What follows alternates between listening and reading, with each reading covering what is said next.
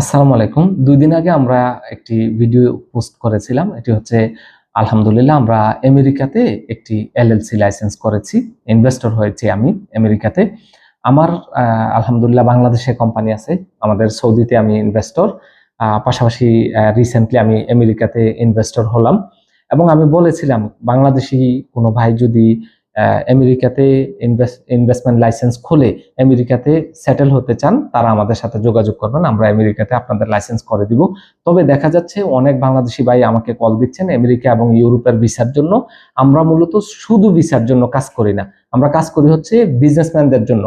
কোনো বিজনেসম্যান যদি সৌদিতে লাইসেন্স করতে চায়, দুবাইতে লাইসেন্স করতে চায়, ইনভেস্টর হতে চায়, ওমানে ইনভেস্টর হতে চায়, বিশ্বের যে কোনো জায়গায় ইনভেস্টর হতে চায় আমেরিকাতে সহ, তাদের জন্য ইনভেস্টমেন্ট প্রসেস এবং ভিসার কাজগুলো তাদের জন্য করি। অন্য যারা শুধু ভিসার জন্য ফোন দেন তাদের কাজটা আমরা আসলে করি না। ভালো থাকবেন। আসসালামু আলাইকুম।